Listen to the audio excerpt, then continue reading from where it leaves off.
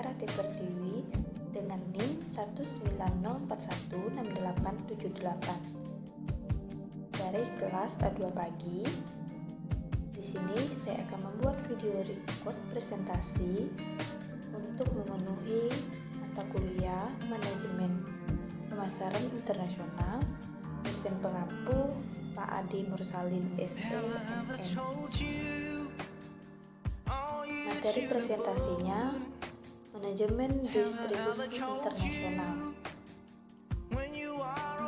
Di sini pokok pembahasannya ada 3. Yang pertama, saluran pemasaran atau saluran distribusi menurut ahli. Yang kedua, anggota saluran distribusi internasional. Yang ketiga, keputusan desain saluran.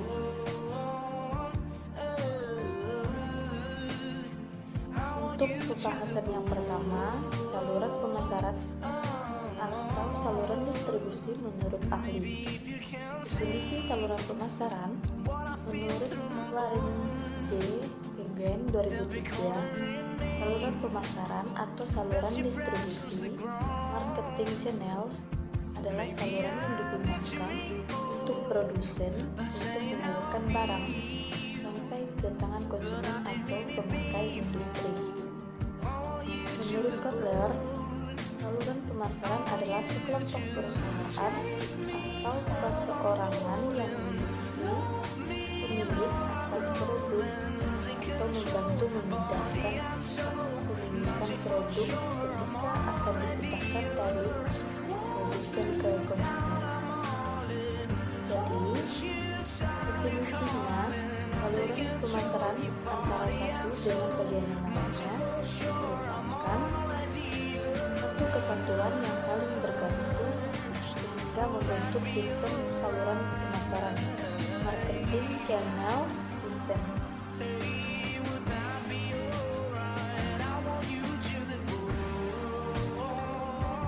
Selanjutnya, anggota saluran distribusi internasional itu terbagi menjadi distribusi tidak langsung, di dalamnya agen. Terbagi lagi menjadi pertama, perusahaan manajemen ekspor atau ekspor manajemen company adalah suatu perusahaan manajemen ekspor yang melayani berbagai perusahaan dalam kegiatan ekspor. Kedua, agen ekspor perusahaan adalah agen ekspor perusahaan menyediakan layanan yang hampir sama dengan perusahaan manajemen ekspor, namun skala dan kontrak yang lebih. Yang ketiga, asosiasi web Pomere. Asosiasi ini didirikan oleh produsen-produsen Amerika Serikat. Anggota asosiasi ini dapat menentukan harga, berbagi informasi, melakukan riset pemasaran, dan lain sebagainya. Yang keempat, agen komisioner dan agen pembelian yang dikendalikan negara. Agen komisioner ini bertindak mewakili pedagang luar negeri atas pembelian produk-produk tertentu. Agen komisioner ini juga menerima komisi dari klien ke luar negeri untuk jasa pembelian produk tersebut.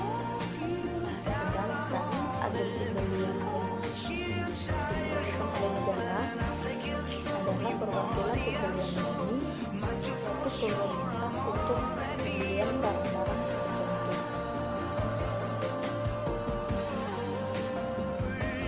Pedagang perantara. Ini ada beberapa jenis pedagang perantara, antara lain yang pertama pedagang ekspor.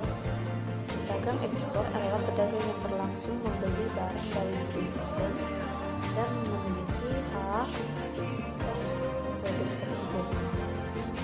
Pedagang ekspor ini memiliki mitra di luar negeri, baik pengecer maupun pedagang besar. Dalam aktivitasnya, pedagang ekspor ini menggunakan nama sendiri dan menanggung semua resikonya sendiri.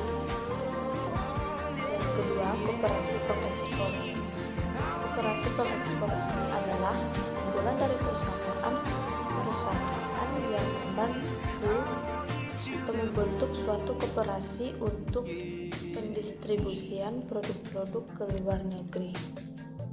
Nah, model kerjasama antara produsen dengan koperasi ini disebut dengan piggybacking, di mana koperasi ekspor ini dapat berperan sebagai perusahaan manajemen ekspor ataupun hanya sebagai agen.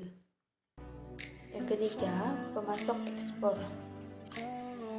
adalah perusahaan yang mengkhususkan diri dalam penjualan produk dengan kualitas rendah atau yang jumlah produksinya berlebihan untuk dijual kembali ke luar negeri.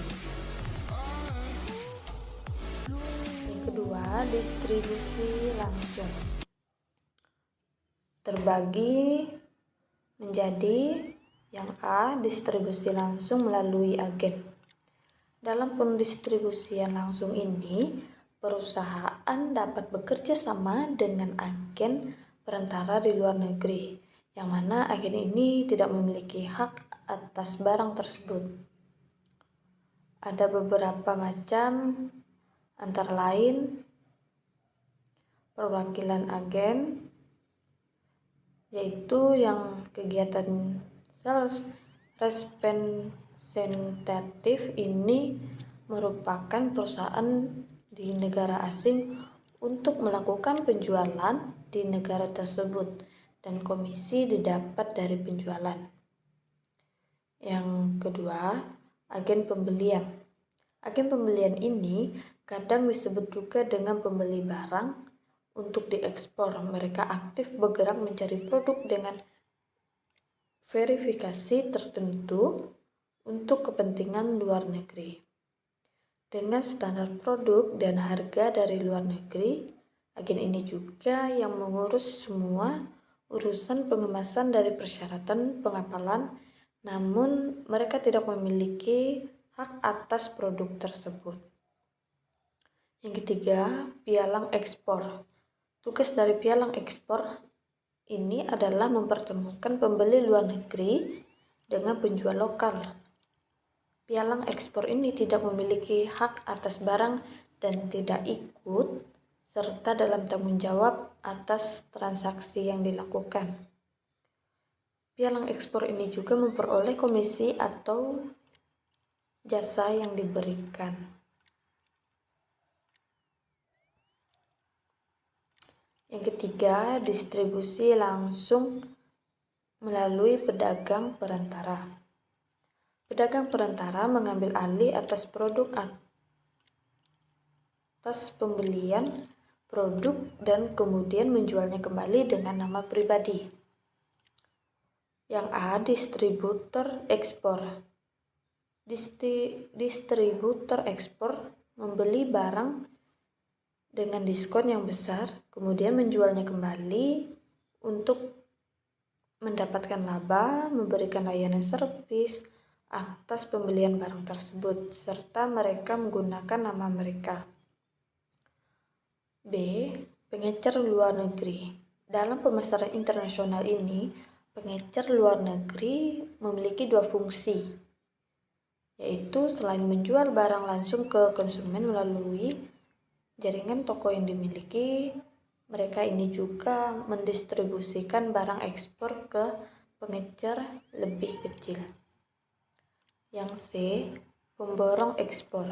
Pemborong ekspor melakukan kegiatan bisnisnya dengan memborong semua barang ekspor untuk memenuhi kebutuhan konsumen ke luar negerinya.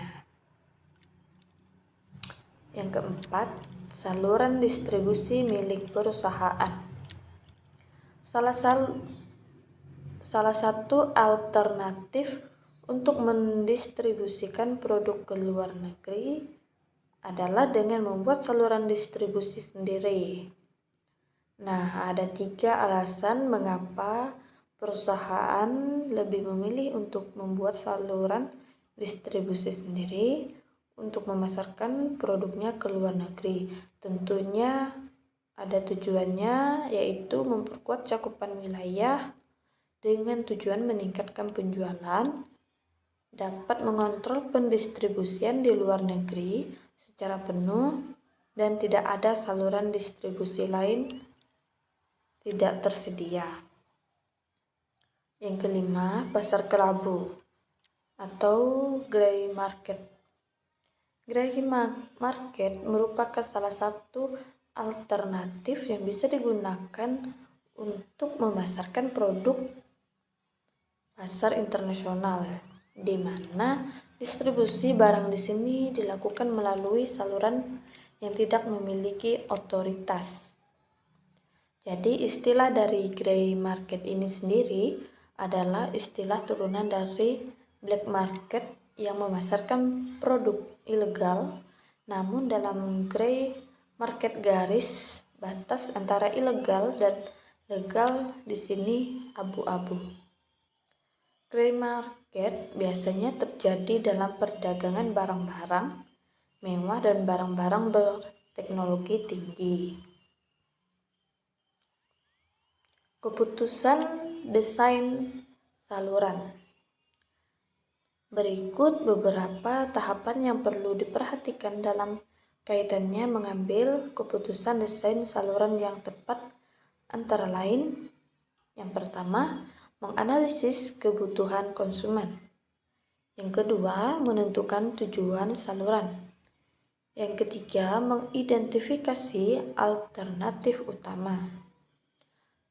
Alternatif ini berkaitan dengan perantara yang digunakan, jumlah perantara, dan syarat serta tanggung jawab oleh masing-masing saluran pemasaran. Ada 3 strategi dalam menentukan perantara pemasaran, antara lain: A. Distribusi intensif adalah strategi yang dilakukan anggota pemasaran dengan cara menyimpan sebanyak mungkin stok produk di toko dengan maksud produk tersebut harus tersedia dimanapun dan kapanpun konsumen menginginkannya.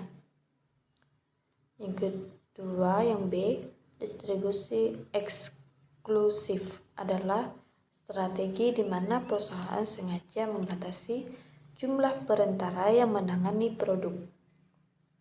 Yang C, distribusi selektif, di mana penggunaan lebih dari satu tetapi tidak keseluruhan perantara yang mau menjual produknya ke perusahaan. Yang keempat, mengevaluasi alternatif utama. Yang kelima, pemilihan anggota saluran. Jadi ada 4 kriteria yang dapat digunakan untuk menentukan anggota saluran pemasaran internasional, antara lain: kekuatan keuangan, di mana perusahaan ini membutuhkan tenggang waktu yang cukup lama untuk mencapai tahap kedewasaan dalam pemasaran internasional. Yang kedua, jaringan dan hubungan yang baik, di mana dalam pemilihan anggota saluran pemasaran internasional ini sangat penting memiliki citra dan hubungan yang baik dengan lingkaran pemerintah dan lingkaran bisnis di negara tersebut.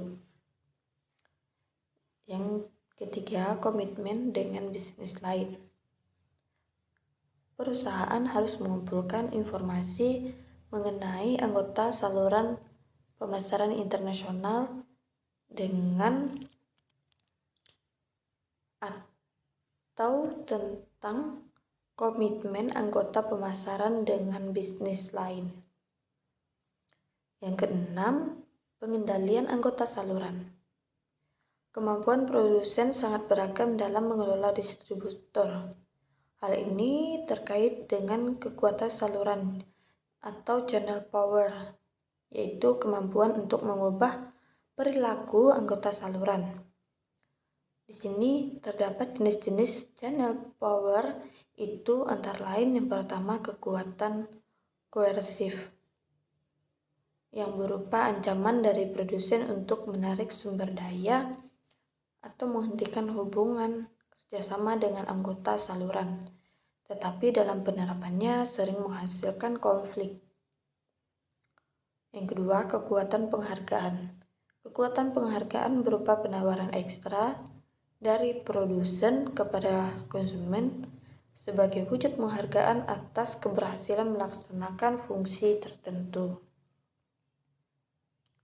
Yang ketiga, kekuatan resmi. Ini berupa kontrak yang dibuat oleh produsen untuk anggota saluran bahwa produsen ini adalah pemimpin yang resmi. Yang keempat, kekuatan acuan. Produsen sangat dihormati sehingga anggota saluran merasa bangga bekerja dengannya. Sekian video presentasi dari saya ucapkan terima kasih.